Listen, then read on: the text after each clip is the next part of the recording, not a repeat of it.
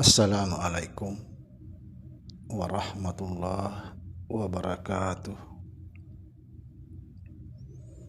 Alhamdulillah, wassalatu wassalamu ala rasulillah Sayyidina wa maulana Muhammad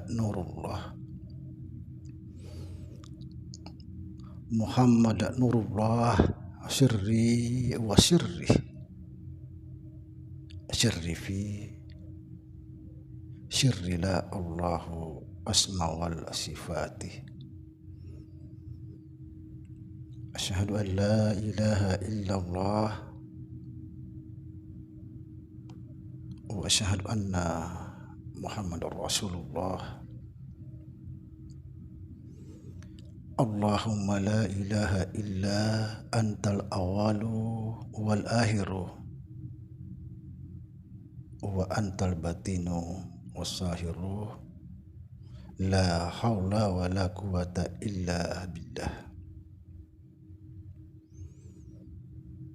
Saudara-saudara yang saya cintai dan yang saya sayangi dimanapun berada, semoga senantiasa dalam bimbingan Allah Subhanahu wa Ta'ala, diberikan rahmat sehat jasmani dan rohani, rahmat panjang umur insyaallah, serta rahmat ilmu dan rahmat kesejahteraan dunia akhirat, amin ya rabbal alamin. Saudara-saudaraku semuanya yang telah mengikuti saya, tetap istiqomah di dalam pengetahuan kita, terutama yang sudah mengalami, yang sudah bisa merasakan, yang lebih khusus yang sudah mendapat baiat yang ada di dalam grup. Pasti saudara bisa merasakan bagaimana mengalami Tuhan. Pasti saudara bisa membedakan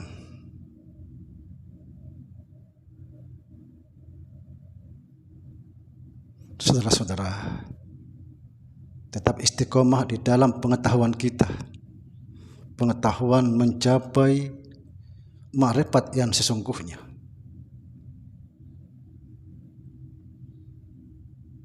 Kenapa saya katakan?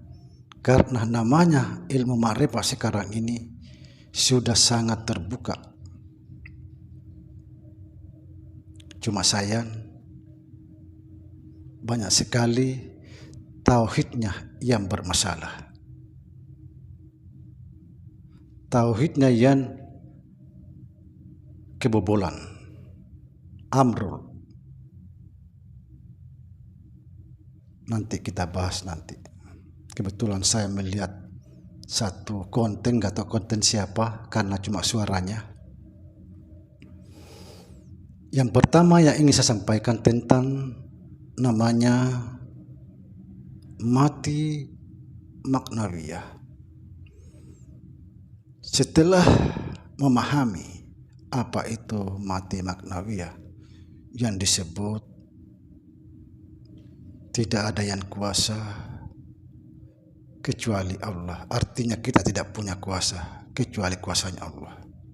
Tidak ada yang berkehendak kecuali Allah. Kita tidak punya kehendak kecuali kehendaknya Allah. Kita tidak punya ilmu kecuali ilmunya Allah. Artinya kita tidak tahu apa-apa kecuali Allah. Tidak ada yang hidup kecuali Allah. Artinya kita tidak punya kehidupan kecuali Allah. Tidak ada yang mendengar kecuali Allah. Tidak ada yang melihat kecuali Allah. Tidak ada yang berkata-kata kecuali Allah. Kita tidak punya daya upaya. Ini semua benar. Tapi ini yang saya katakan, panah seperti ini adalah panah yang paling rendah. Benar, bukan salah, benar. Tapi panah masih rendah.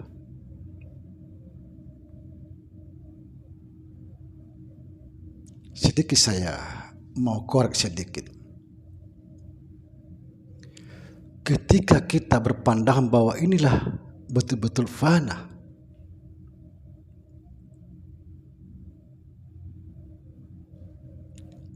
tidak menyadari di sana ada penghalang antara hak dan yang batil.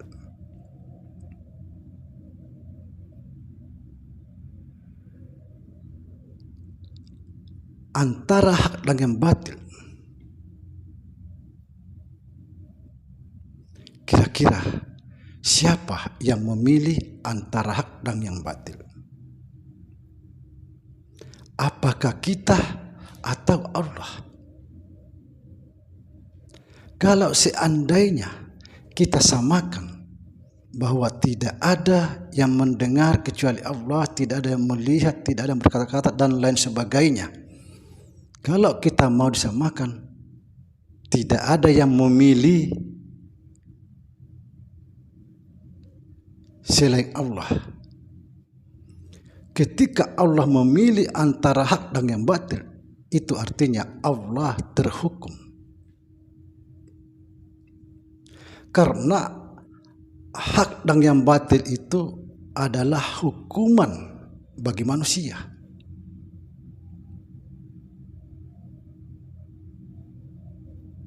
Yang harus kita jalani. Kalau kita yang memilih, berarti kita belum fana.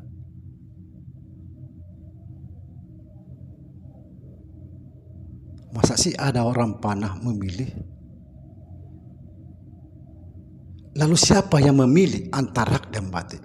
Kalau dikatakan Allah yang memilih, berarti Allah terhukum. Maka kita harus berhati-hati, saudara.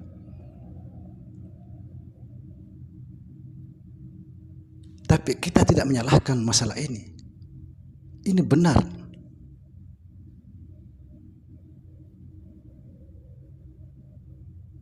Disinilah ukurannya bahwa ada panah lebih tinggi daripada ini.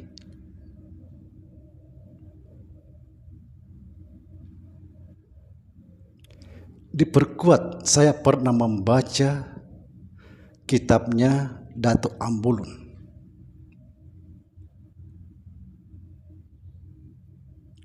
Di situ dikatakan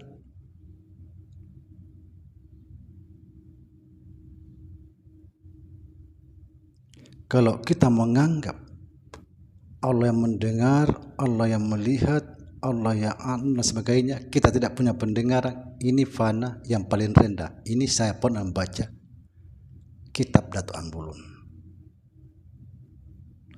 Nah, kalau saya kaitkan dengan keilmuan saya yang saya pahami dari kakek saya, begitu juga saya sampaikan di dalam grup saya, sangat bersesuaian. Subhanallah.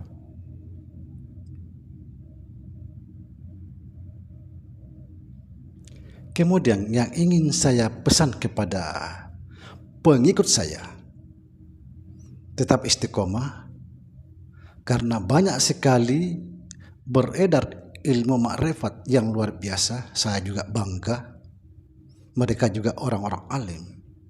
Cuma saya tauhidnya masih mengamban. Kebetulan 1 minggu yang lalu ada lewat di beranda saya, sampai saya geleng-geleng kepala. Dia tegas mengatakan, satukan semuanya. Tidak ada lagi, yang ada Muhammad semuanya. Kita semua sudah tiada, sudah kiamat dunia. Tegas sekali.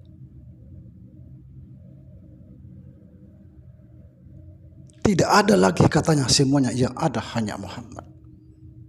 Kita ini mau bertauhid kepada Muhammad, apa mau bertauhid kepada Allah?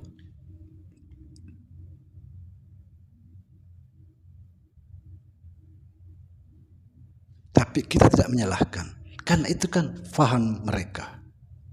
Insya Allah mereka juga orang alim. Saya hanya berpesan kepada pengikut saya, bagian dari saya, karena saya tidak ingin pengikut saya tersesat. Yang saya fahami di dalam ilmu ini, bahwa Muhammad itu ada. Sesungguhnya Allah itu menamai dirinya Muhammad.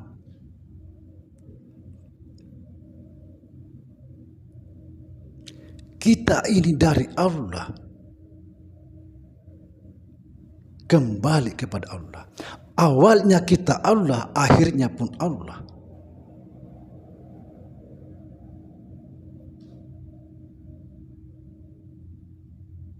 Subhanallah.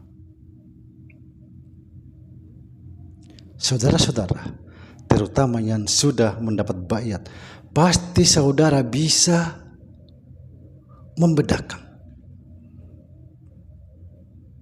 Bahkan saya mengatakan bahwa saudara sekarang aman, kepala tidak pusing, tidak berputar-putar sana sini, putar bolak-balik. Tidak ada tujuan. Tujuan Allah, Allah, Allah, tapi tidak tahu Allah. Tujuan Tuhan, Tuhan, Tuhan, tapi tidak tahu Tuhan.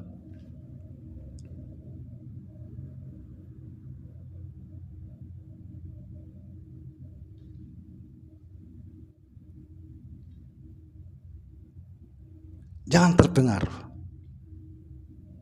Rasakan apa yang saudara alami sekarang ini. Karena banyak sekarang ilmu-ilmu, tapi semua itu benar. Saya tidak menyalahkan itu. Saya yakin mereka-mereka adalah ulama-ulama. Tapi apa yang dipahami mereka, itu bagian dari mereka.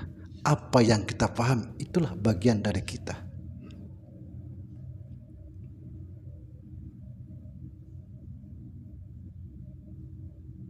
Seperti sholat. Ada yang menarik napasnya, baru takbir Allahu Akbar. Saya anggap, mohon maaf, ini salah jalan. Dia datang melalui hidung.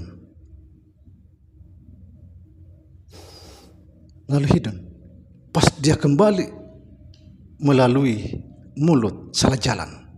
Coba perhatikan saudara, tarik nafas, angkat Allah. Tidak ada keluar hidung, keluar mulut, salah jalan.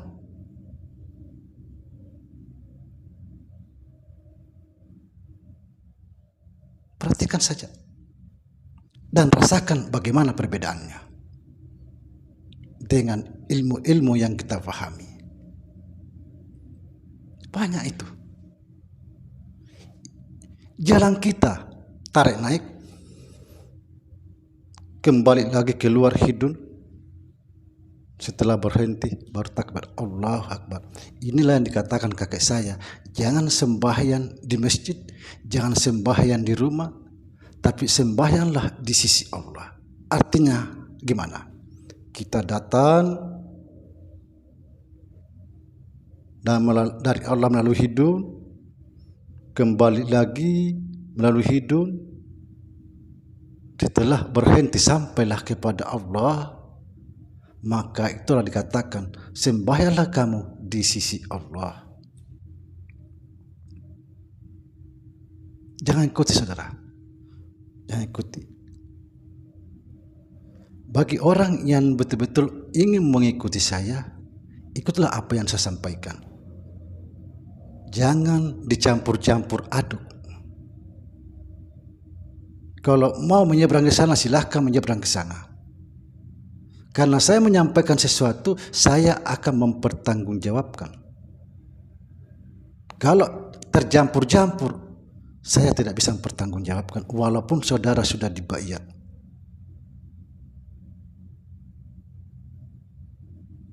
Rasakan sendiri, pasti bisa membedakan. Subhanallah. Semoga bermanfaat. Assalamualaikum warahmatullahi wabarakatuh.